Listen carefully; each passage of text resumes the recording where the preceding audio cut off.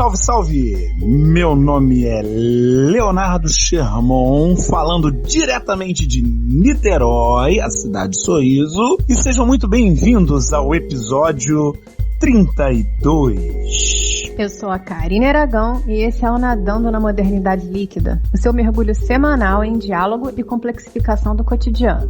E hoje nós discutimos sobre a cultura do cancelamento, pontuando quais seriam seus pilares sociais de sustentação e, na segunda parte, refletimos sobre as possibilidades de diálogos e críticas que se deem fora dessa atmosfera de cancelamento. Vamos mergulhar? Assim sim!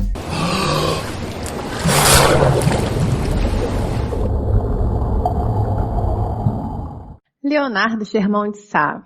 Desde 2018, quando o termo cancelamento surgiu com ênfase na esfera pública, vamos acompanhando um certo modo de estar na internet que pressupõe a ausência de diálogo e a legitimação de uma postura que pretende humilhar, aniquilar, destruir qualquer pessoa que se opõe a uma dita verdade compartilhada por um grupo. Nesse sentido, muitas vezes os debates públicos, que deveriam ser baseados em argumentos objetivos de análise, acabam adentrando o universo das ofensas pessoais e das agressões vulgares no meio dessas tantas ondas de indignação.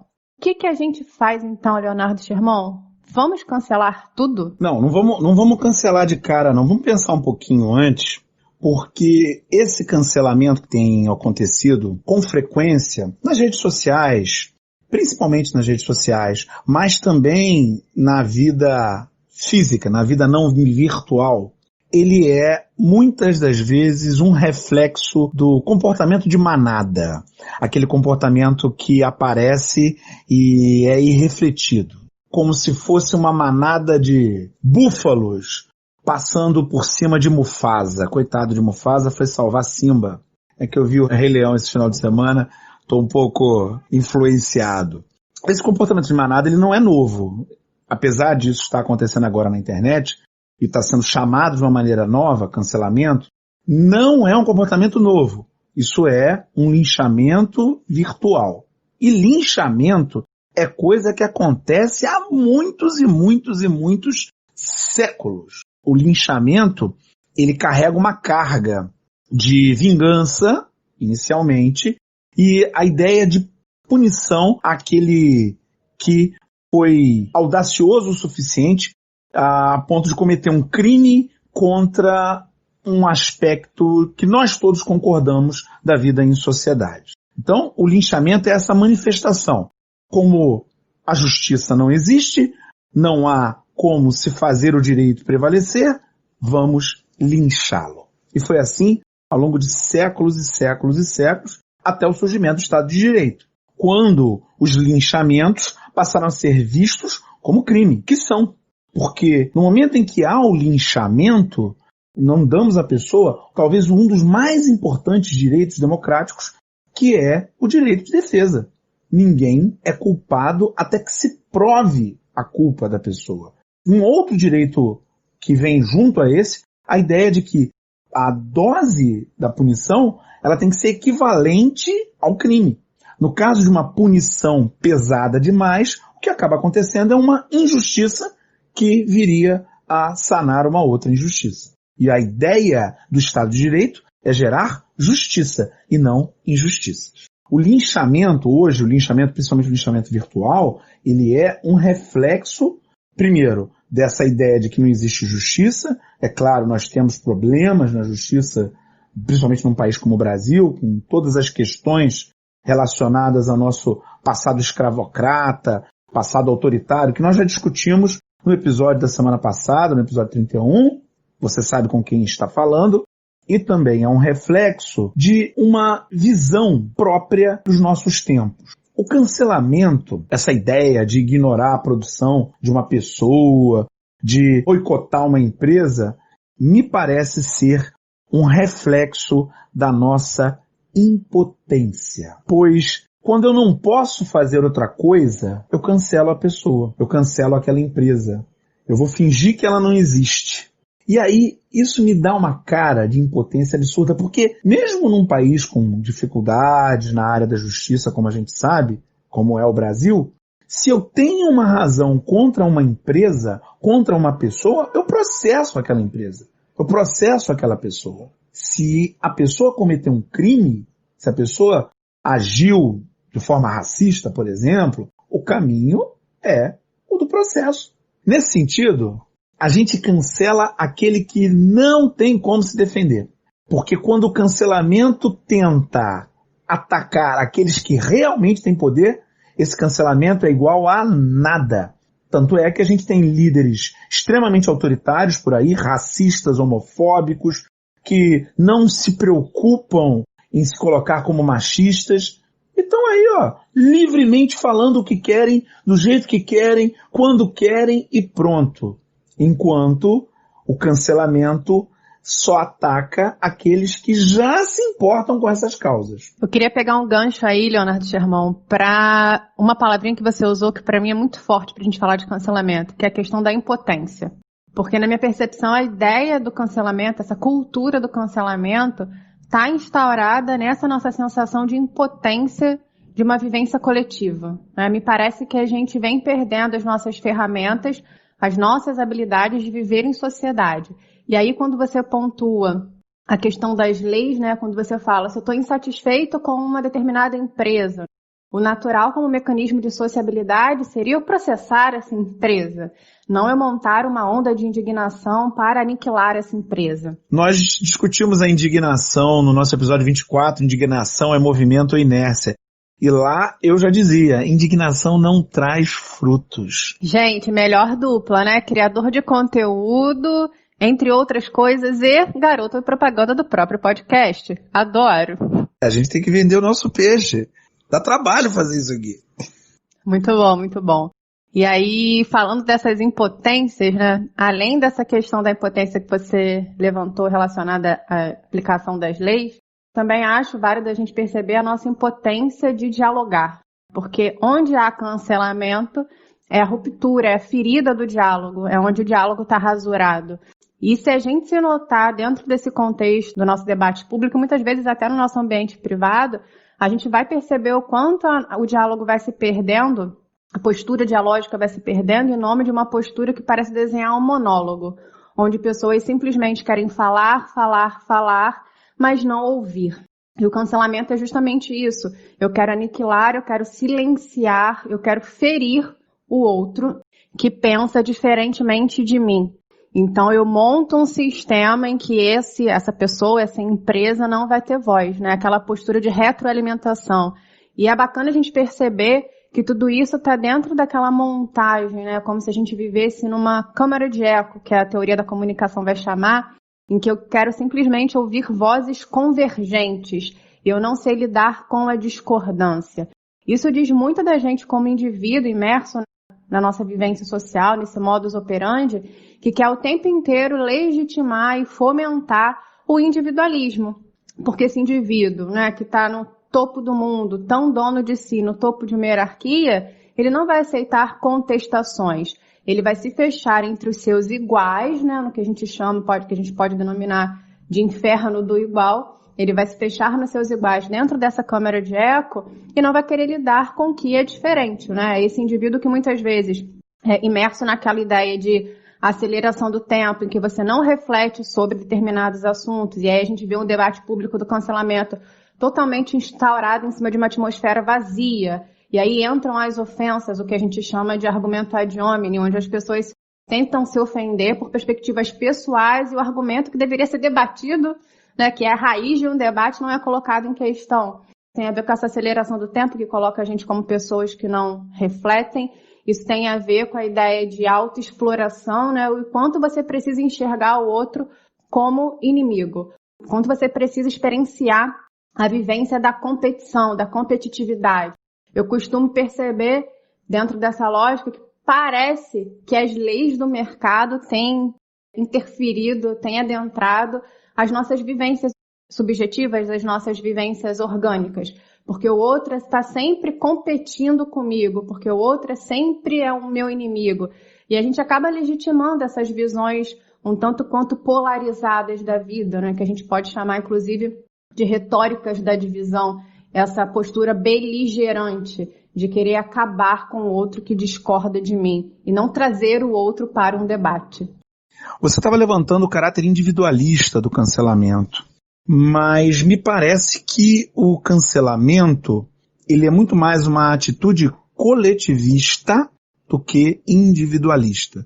O traço coletivista vem da identificação de um grupo em torno de certos ideais e da expulsão daqueles que não compactuam com aqueles ideais professados por aquele grupo. Então não me parece que seja uma ação individualista.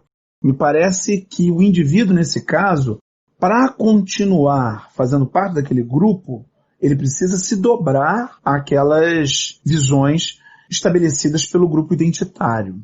Me parece que é por isso que é difícil remar contra a corrente, ser a voz discordante. Difícil e perigoso.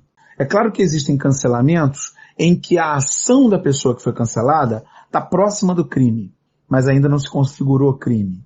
A pessoa está andando em cima da linha ali e está conseguindo driblar a lei e não vou dizer que eu concordo com esse tipo de cancelamento, mas é mais fácil de entender esses. Mas o que vem acontecendo é muito diferente disso. As pessoas são canceladas por não concordarem com argumentos que estão ainda em disputa, argumentos que estão em discussão, não argumentos consolidados e já de concordância social plena. Então não me parece que o indivíduo, frente a essa maré que vem da coletividade, ele tem pouco a fazer. Você falou das falácias argumentativas. Basicamente, o cancelamento vem em torno de duas falácias. A primeira é essa que você citou, a ad hominem. Ataca-se a pessoa e não o argumento. E a outra falácia é o argumento de autoridade. Eu sou de determinado grupo, logo eu sei mais do que você o que se passa nesse determinado grupo. Dentro da ideia de que o que importa é o que a pessoa experienciou, é o que a pessoa viveu, e não o que a pessoa estudou, e não o que a pessoa analisou e se aprofundou. Nessa visão do cancelamento, o que importa é quem é o mensageiro e não qual é a mensagem que está sendo transmitida. Sim, esse quadro que você montou responde muito a uma questão retórica do cancelamento, que é a simplificação. A simplificação das questões. É o grupo A versus o grupo B. E quando a gente fala dessa estrutura bipartida social, é interessante a gente perceber como o mercado já notou que o consumo de notícias, de posturas beligerantes, de posturas que incentivam o cancelamento, são uma estratégia de consumo. Porque quando a gente pensa a sociedade a partir dessa estrutura, a partir dessa composição bipartida, a gente vai analisar que o grupo A consome os mesmos produtos, acessa os mesmos sites, que é a ideia do coletivo, dessa postura do cancelamento como você levantou, né? Acessa os mesmos sites, ouve os mesmos produtos, acessa os mesmos canais de YouTube, compra as mesmas coisas. Então é uma postura meio que unidimensional, né? A postura unidimensional do grupo A versus a postura unidimensional do grupo B, que é uma total simplificação, que passa pelo que você está pontuando, né? Interessa quem eu sou, interessa a pessoa e não interessa a complexificação, por exemplo, de um estudo. Acho que a gente precisa entender isso. Essa pulsão de ódio, esse desejo de destruir o outro, tem sido aproveitado como estratégia de consumo. Tem sido aproveitado por um mercado. E a gente não pode deixar isso passar de maneira a não notar o que a gente está fazendo. Tem sido usado e tem sido manipulado em favor dessa ou daquela questão. É o que acontece, por exemplo, nas eleições.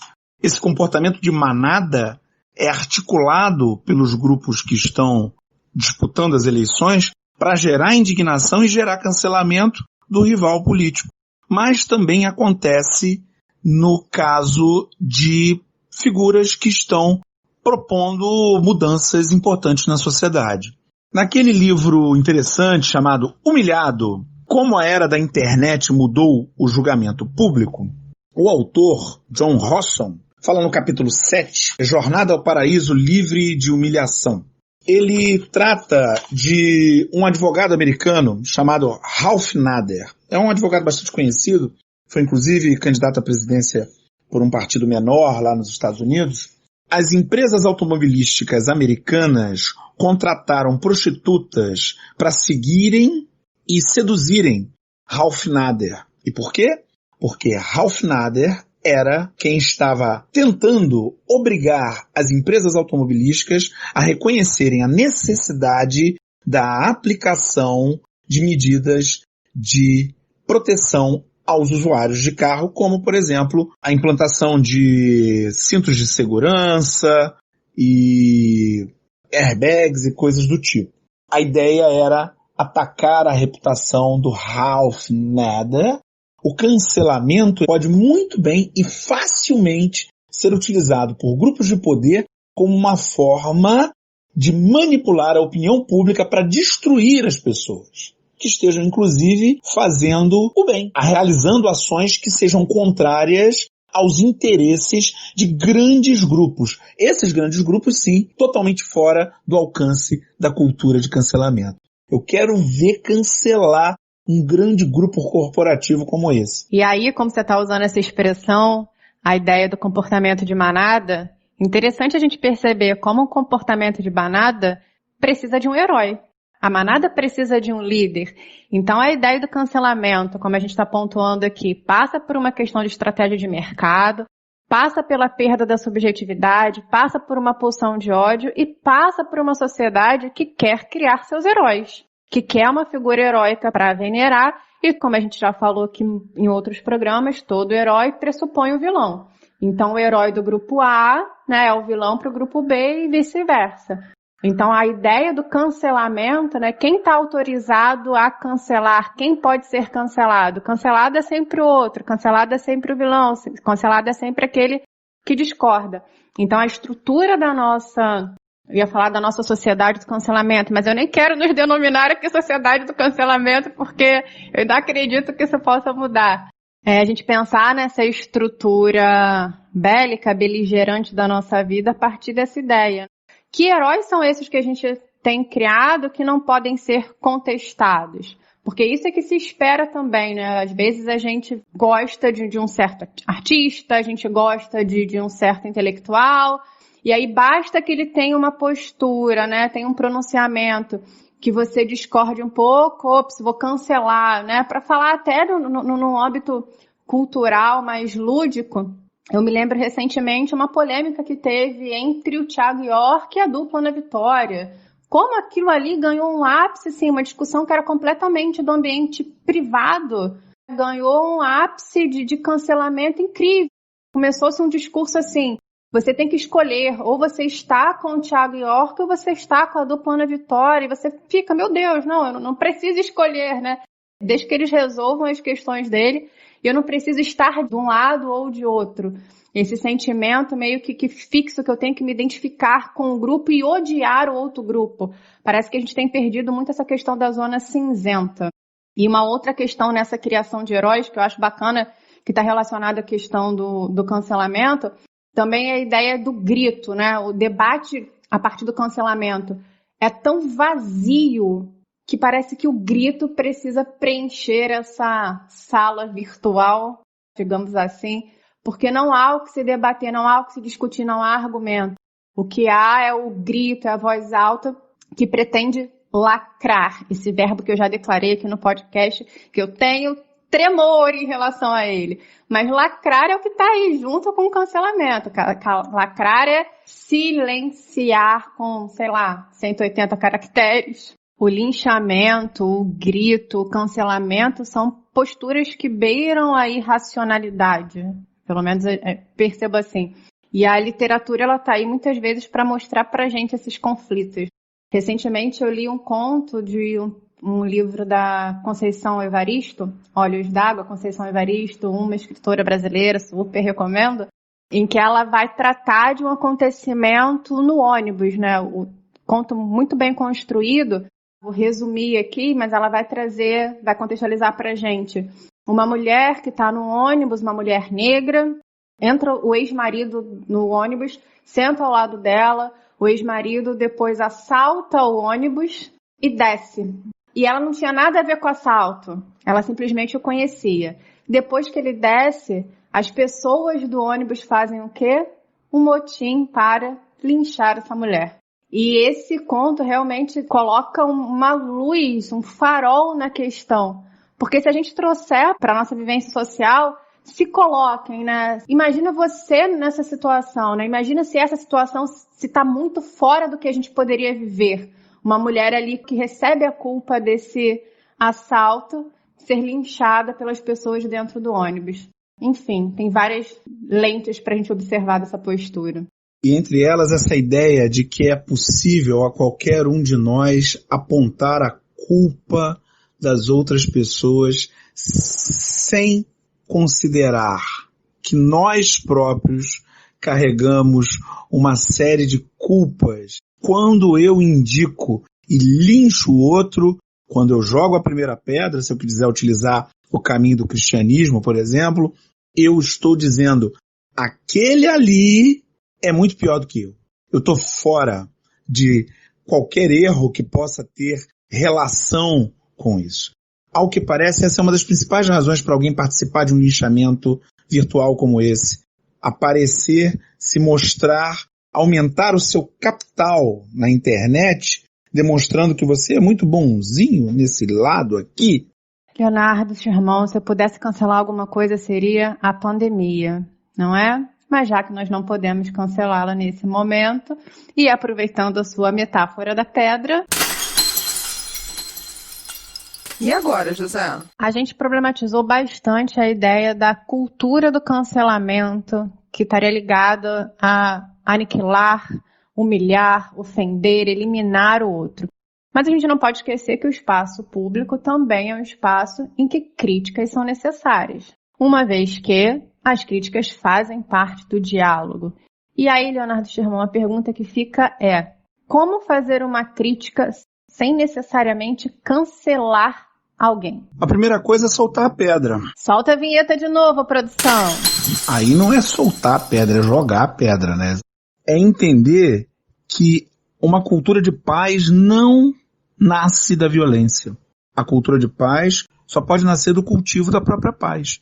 Não há como cultivar a violência e esperar que da violência nasça a paz. Então esse é o primeiro ponto. Algo que é difícil de fazer por um segundo. Isso é a receita da vovó lá de trás.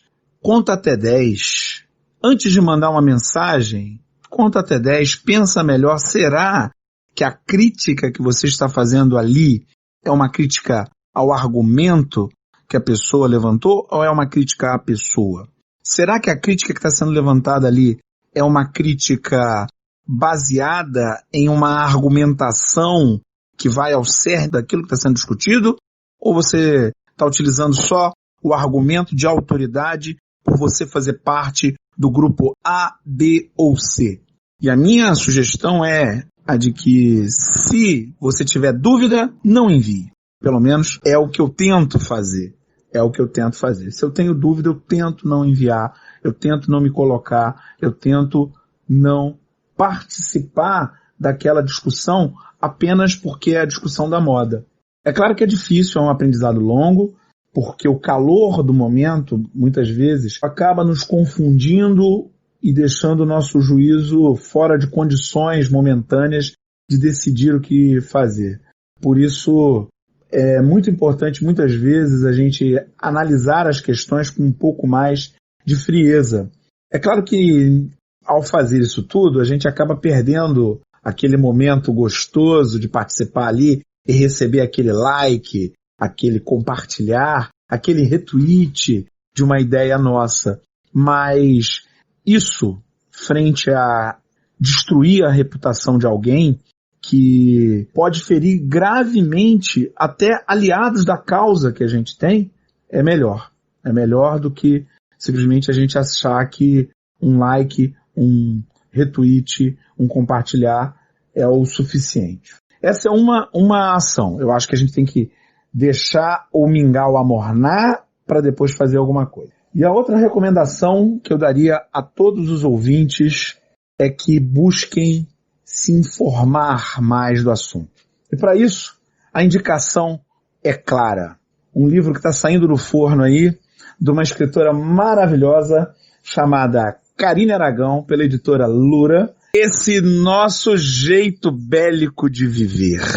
Fala pra gente dessa notícia maravilhosa, Karine. Gente, hoje ele tá muito garoto propaganda. Ainda garoto propaganda do livro da amiga, né? Eu já tô, não dá pra vocês verem, mas eu fiquei aqui vermelha. A novidade é essa. O livro saiu essa semana, um livro em que eu estudei a questão da cultura do cancelamento também. E isso dentro da vertente de perceber que nós estamos nos tornando uma sociedade com muitas dificuldades comunicativas, perdendo justamente a nossa habilidade de conviver em sociedade, de ponderar, de dialogar, e aí na contramão dessa visão, dessa cultura do grito, do ódio, eu penso numa sociedade que se instaura a partir da cultura dos afetos. E nesse sentido eu já respondo um pouquinho o que a gente está tentando pensar aqui, como que a gente discorda de alguém sem necessariamente cancelar. E o primeiro ponto que eu acho fundamental é a gente fazer uma autocrítica, porque a cultura do cancelamento ela só existe no momento em que há indivíduos que cancelam, no momento em que há indivíduos que, ao verem uma notícia, uma postagem, enfim, querem se manifestar quanto a isso, né, estimulados por um ódio ou por uma discordância. Então é interessante que a gente perceba assim, será que eu, quando discordo de alguém na internet, pensando o cancelamento como uma vivência virtual, será que eu cancelo? Será que eu aprovo a cultura do cancelamento, né? Quando eu quero cancelar alguém com quem eu discordo e quando cancela alguém que eu concordo, eu sou contra? Então, acho que essa ponderação a gente precisa fazer, essa autocrítica seria o primeiro passo. Um ponto que eu também desenvolvo no livro é justamente pensar também a nossa capacidade de escuta, porque já que onde há cancelamento não há diálogo, a gente precisa pensar o que está faltando para que a nossa comunicação se torne verdadeiramente um diálogo. E a minha suspeita é que está faltando escuta. Fala a gente tem bastante. Está faltando uma escuta sincera. Não é aquele modo de escuta em que eu estou aqui, mas eu não estou nem prestando atenção no que o outro está falando. Na verdade, estou pensando no que eu quero responder a ele para dizer que eu estou certo, para dizer que eu venci o debate, a ideia do venci. E um debate não precisa ter necessariamente um vencedor, um debate é um diálogo. O pessoal usa muito aí refutar. Refutei fulano, refutei cicrano. Exato. Me veio à cabeça agora, falando com vocês, a imagem dos últimos debates políticos presidenciais que a gente teve, em que havia, né, uma expectativa de qual seria a fala para destruir o outro candidato. Ainda que nos últimos debates presidenciais, o candidato mais importante não participou dos debates. Ele simplesmente não foi. Tempos obscuros esses, não é? Você lembrou muito bem, mas até nos outros, né? Havia uma expectativa dessa ideia de destruir o outro. Poucas pessoas se mostraram assim, preocupadas com quais vão ser as ideias levantadas e discutidas, quais vão ser os projetos apresentados. Então, acho que a gente precisa talvez retomar essa ideia de tentar discutir ideias e argumentos de maneira um tanto quanto mais ponderada. Isso é uma autocrítica que acho que todo mundo precisa fazer numa tentativa de vivência mais harmônica, né? Tentar pensar nessa capacidade de escuta e pensar numa discussão que se paute a partir de argumentos.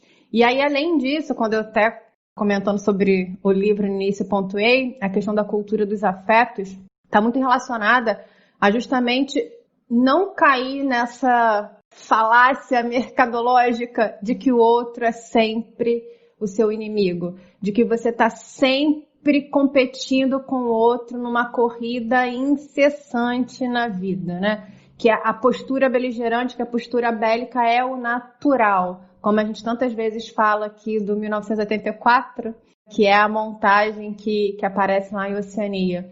Porque a partir do momento que o outro é meu inimigo, a tendência para a desumanização, ela fica mais latente, é um passo aí para a desumanização. Se eu tenho que eliminar o outro, a desumanização é uma estratégia, né? É não reconhecer o outro como parte da minha vivência, é não desenvolver a minha empatia. Então, a ideia do afeto é justamente perceber em que ponto a falta de direitos do outro me afeta também. Em que ponto eu deveria pensar numa sociedade que andasse de mãos dadas e não numa sociedade em que a gente estivesse lutando pelo pódio. Então, a ideia dos afetos, para mim, é muito forte, né?